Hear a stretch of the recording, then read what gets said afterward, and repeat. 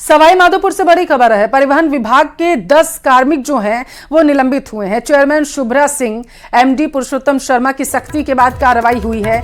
ACB की गिरफ्त में बताया जा रहा है आईडीटीओ पीआर मीणा सहित 10 कार्मिक निलंबित। पूर्व में कार्यरत डीटीओ दयाशंकर गुप्ता, रजनीश को किया गया निलंबित। सहायक के लेखाधिकारी मानसिंह मीणा, परिवहन निरीक्षक वीके सिंह, वरिष्ठ सहायक विवेक सिंह, ओम हरि उपाध्याय, रोहिताश सिंगल, अशोक गुणा और सूचना सहायक धनेश भी कार्रवाई की जद में। एसीबी की जांच और विभागीय रिपोर्ट के आधार पर हुई कार्रवाई। फर्जी रजिस्ट्रेशन और भ्रष्टाचार की परतें लगातार खुल रही हैं। ज्यादा जानकारी लेंगे संवाददाता गिरिराज हमारे साथ टेलीफोन लाइन पर जुड़ चुके हैं। गिरिराज, 10 कर्मचारियों पर गाज गिरी है, जरा विस्तार से जानकारी दीजिएगा। ब्यूरो की टीम द्वारा सवाई माधोपुर जिले के ही जो तत्कालीन एएसपी थे सुरेंद्र कुमार शर्मा, उनको गिरफ्तार करने के बाद में भ्रष्टाचार निरोधक ब्यूरो की जो लगातार जो कार्रवाई है उन पर उस कार्रवाई के चलते हुए भ्रष्ट अधिकारियों पर लगातार शिकंजा कसता चला हुआ जा रहा है।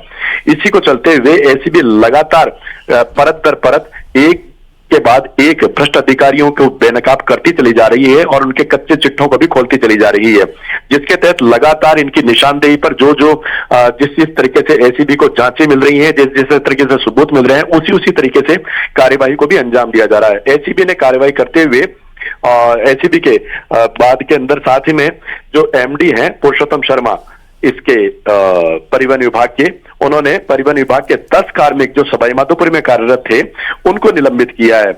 इसमें जो डीटीओ हैं अब पीआर मीणा, जिनको हाल ही में एसीबी ने गिरफ्तार किया है, उनको निलंबित किया गया है। और पूर्व में एक डीटीओ रहे हैं दयाशंकर गुप्ता और रजनीश, उनको भी निलंबित कर दिया गया है। जो सहायक लेखाधिकारी हैं मानसिंह मीणा, परिवहन निरीक्षक हैं वीके सिंह, इसके अलावा वरिष्ठ सहायक विवेक सिंह, ओम हरि उपाध्याय, रोहिता सिंगल, अशोक गुना और सूचना सहायक धनेश को भी इसमें एसीबी की कार्रवाई की जद में रखा और उनको निलंबित किया गया है। लगातार एसीबी की जो कार्रवाई है वो चल रही है, जांच चल रही है और जिन के खिलाफ भ्रष्टाचार की जो परतें हैं वो लगातार जो खुलती चली जा रही है, उन पर लगातार गाज गिरती चली जा रही है। तो क्या लगता है गिरिराज, और भी अभी कर्मचारी जद में आ सकते हैं? निश्चित रूप से आ सकते हैं, क्योंकि एसीबी की एक बड़ी कार्रवाई है, बड़ा भ्रष्टाचार है। भ्रष्टाचार का जो खेल है यहाँ पर जो सवाई माधोपुर में खेला गया वो कई लोगों ने एक साथ मिलकर के खेला, यानी कि लाखों के नहीं करोड़ों का जो इन्होंने घालमेल किया। इसके अलावा जो डीटीओ ऑफिस है, डीटीओ ऑफिस में पूर्व में भी जो जांचें हैं वो इन अधिकारियों के खिलाफ लंबित चल रही हैं, उनमें भी तब भी इनके द्वारा भ्रष्टाचार किया गया था, लेकिन कार्रवाई नहीं है। और अब जब कार्रवाई होने लगी है तब एक के बाद एक चेहरे बेनकाब किए जा रहे हैं और उनके खिलाफ कार्यवाही की जा रही है। बहुत शुक्रिया गिरिराज जानकारी साझा करने के लिए, महत्वपूर्ण। तो ये बड़ी खबर देखिए टेलीविजन स्क्रीन पर आपके 10 कर्मचारी निलंबित हुए हैं। एसीबी लगातार अधिकारियों के खिलाफ कार्रवाई कर रही है। जयपुर में पीटीआई भर्ती परीक्षा 2022 में बड़ा घोटाला आया है सामने, जिसके बाद असफल अभ्यर्थियों में भारी नाराजगी देखी जा रही है। अभ्यर्थियों का आरोप है कि बोर्ड के अधिकारियों ने जानबूझकर और भ्रष्टाचार करते हुए सफल अभ्यर्थियों के फर्जी डिग्री और डिप्लोमा का वेरिफिकेशन नहीं किया। गुस्साए असफल अभ्यर्थियों ने राजस्थान कर्मचारी चयन बोर्ड के दफ्तर के बाहर धरने पर बैठे। हालांकि उन्हें समझाने की कोशिश की गई। न्याय करो, हम हमारा हक मांगते, नहीं किसी से भीख मांगते। पीटीआई भर्ती परीक्षा 2022 में बड़ा घोटाला, खुलासे के बाद गुस्से में असफल अभ्यर्थी,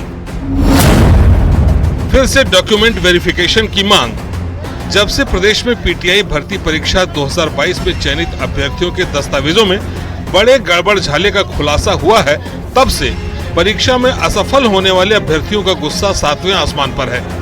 इसी कड़ी में जयपुर में असफल अभ्यर्थियों ने राजस्थान राज्य कर्मचारी चयन बोर्ड के दफ्तर के बाहर प्रदर्शन किया और अपनी कई मांगे रखी। मैं पीटीआई भर्ती का अभ्यर्थी था और इन कर्मचारी चयन बोर्ड की नियमों की कर्मचारी चयन बोर्ड की धोखाधड़ी की वजह से मैं वंचित रह गया। ये सब विज्ञप्ति में साफ लिखा हुआ है कि 25 सितंबर के बाद की डिग्री वैलिड नहीं है। ऐसे 173 कैंडिडेट थे जिन्होंने 25 सितंबर के बाद की डिग्री थी, इन्होंने ज्वाइनिंग कराने का काम करा। फिर सर स्पोर्ट्स सर्टिफिकेट में साफ साफ लिखा हुआ inter college, private university inter college नहीं करवा सकती। 4 नंबर से 28 नंबर तक के सर्टिफिकेट फर्जी बांटे गए। उसमें 28 नंबर, ये बीकानेर निदेशालय का है लेटर, इसमें लिखा हुआ है 28 नंबर के फर्जी सर्टिफिकेट। एक कैंडिडेट है उसके 258 नंबर है साहब, और उसके 28 नंबर कम होते हैं, तो वो 230 से नीचे आता है। मैं 231 वाला ओबीसी वाला कैंडिडेट, वही है ओबीसी कैटेगरी का, वो अंदर बैठा है, मैं आज बाहर बैठा हूँ, वंचित हूँ उनकी वजह से।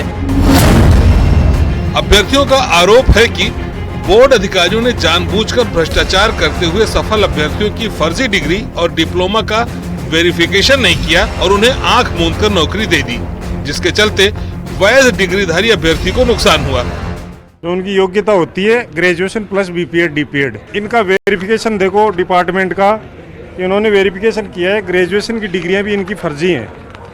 मतलब ये 12वीं बेस पे ज्वाइन किया है इन्होंने, बीपीएड की डिग्री लगा दी, बैक डेट में फर्जी लगा दी, उसके बाद में इनकी ग्रेजुएशन की डिग्री फर्जी है, तो ज्वाइन कैसे हो गए?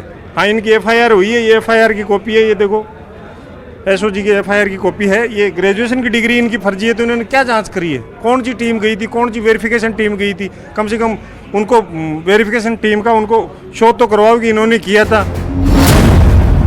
दरअसल स्पेशल ऑपरेशन ग्रुप की जांच में सामने आया कि 22 अभ्यर्थियों ने फर्जी स्नातक और बीपीएड डिग्रियों के जरिए नौकरी हासिल की।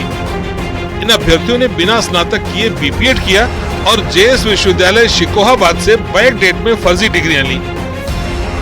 सूत्रों की माने तो यह जानकारी राजस्थान कर्मचारी चयन बोर्ड से प्राप्त डेटा की जांच में सामने आई है।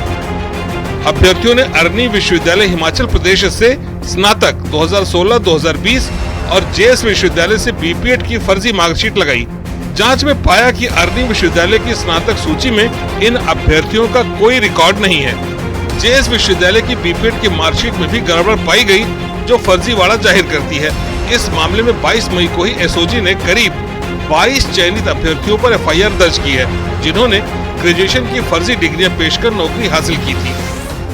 असफल अभ्यर्थियों की मांग है कि नौकरी करने वाले अभ्यर्थियों के डॉक्यूमेंट फिर से चेक किए जाएं, जबकि कर्मचारी चयन बोर्ड के अध्यक्ष आलोक राज का कहना है कि ये काम शिक्षा विभाग का है। उनको मैंने बता दिया था कि ये सब पीटीआई के बच्चे हैं जो कि जिनका चयन नहीं हुआ है, और वो चाह रहे हैं कि जो बच्चे चयनित हैं और जो फर्जी हैं उनको बाहर किया जाए और उनकी जगह फिर फ्रेश बच्चों को लिया जाए। तो उनको मैंने बताया था कि इसके बारे में हमको कोर्ट से भी आदेश प्राप्त हुए हैं, लगभग 35 या 40 बच्चों का डीवी करने के लिए, जो कि कोर्ट से हमको आदेश प्राप्त हुए हैं। उस पर हम कोर्ट के आदेशानुसार जो भी होगी कार्रवाई करेंगे। और जहाँ तक सवाल है बाकी सभी बच्चों का जो चयनित हैं, जिनका डीवी है, उनका डीवी करने का अधिकार हमारे पास नहीं है, क्योंकि हम तो उनका कर सकते हैं डीवी जिनका जो बच्चे चयनित नहीं होते हैं। उनका डीवी करने का अधिकार तो सिर्फ शिक्षा विभाग के पास है। मामले में एसओजी ने पिछले दिनों बैक डेट में फर्जी डिग्री जारी करने वाले जेएस विश्वविद्यालय के चांसलर, रजिस्ट्रार और दलाल को गिरफ्तार किया था। जांच में सामने आया कि इस परीक्षा में आवेदन के समय कुल 2067 अभ्यर्थियों ने अपनी बीपीएड की डिग्री जेएस विश्वविद्यालय से पास करने और पढ़ने का जिक्र किया, जो निर्धारित सीटों से कई गुना ज्यादा थी। जयपुर से न्यूज 18 राजस्थान के लिए हितेंद्र शर्मा की रिपोर्ट। सबसे पहले बड़ी खबर आपको देंगे। जल जीवन मिशन घोटाला, 900 करोड़ के भ्रष्टाचार मामले में सुनवाई जारी है। पूर्व पीएचईडी मंत्री महेश जोशी की जमानत पर सुनवाई, जोशी की ओर से बहस पूरी, आज ईडी की ओर से होगी बहस। बड़ी खबर आपको दे रहे हैं। जल जीवन मिशन घोटाले का यह मामला है, जहां पर 900 करोड़ के भ्रष्टाचार मामले में सुनवाई इस वक्त जारी है। पूर्व पीएचईडी मंत्री महेश जोशी की जमानत पर सुनवाई, जोशी की ओर से बहस पूरी और आज ईडी की ओर से इस पर बहस रहने वाली है। तो जमानत याचिका क्योंकि लगाई गई है, ऐसे में जमानत पर सुनवाई जारी है। 900 करोड़ के भ्रष्टाचार का यह पूरा मामला है। पूर्व पीएचईडी मंत्री महेश जोशी इस पूरे मामले पर आरोपी हैं और इस वक्त जमानत की अर्जी उनके द्वारा लगाई गई है। जोशी की ओर से बहस पूरी हो गई है, आज ईडी की ओर से इस पूरे मामले पर बहस रहने वाली है। 900 करोड़ का भ्रष्टाचार का यह पूरा मामला है। तो जल जीवन मिशन से जुड़ा यह पूरा मामला है, जिसमें एक बड़ा घोटाला किया गया था, जिसमें भ्रष्टाचार का मामला निकलकर सामने आया था और इस पूरे मामले पर लगातार ईडी की ओर से कार्रवाई की गई थी और इसी सिलसिले में महेश जोशी की गिरफ्तारी की गई थी। हालांकि महेश जोशी की गिरफ्तारी के बाद आज क्योंकि जमानत पर सुनवाई होनी है। हितेंद्र संवाददाता फोन लाइन पे हमारे साथ है। हितेंद्र, क्या अपडेट है इस पूरे मामले पर? जी, ये जो 900 करोड़ रुपए का जो घोटाला बताया जा रहा है, जल जीवन मिशन घोटाला, उसमें पूर्व मंत्री महेश जोशी की जमानत पर बहस जारी है और कल जो है इसमें पूर्व मंत्री महेश जोशी की तरफ से जो एडवोकेट है उन्होंने जो है बहस की थी और उन्होंने ये कहा था, सबसे बड़ी बात उनकी जो निकलकर सामने आई वो ये है कि एसीबी की जो एफआईआर है, जो क्योंकि इससे पहले ईडी से पहले ये केस एसीबी के पास था, तो एसीबी की एफआईआर और इस मामले में जो चालान पेश किया गया था उसमें मंत्री का नाम नहीं है। तो उनका कहना था कि इसलिए इस आधार पर जो है उनको जो है जमानत दी जाए और जो है अचानक बुलाकर इनको गिरफ्तार किया गया था ईडी की ओर से, तो वो भी गलत था। और इसमें जो ईडी जिन 50 लाख रुपए मिलने की बात कह रही है वो लोन का अमाउंट था और वो चुका भी दिया गया है। और इसके अंदर जो है आज ईडी की तरफ से जो है बहस होनी बाकी है, तो आज ईडी की बहस के बाद जो है अदालत इस बात पर फैसला लेगी कि उनको जमानत दी जाएगी या नहीं। हालिया स्थितियों को देखकर क्या लग रहा है, जमानत मिल पाएगी या नहीं?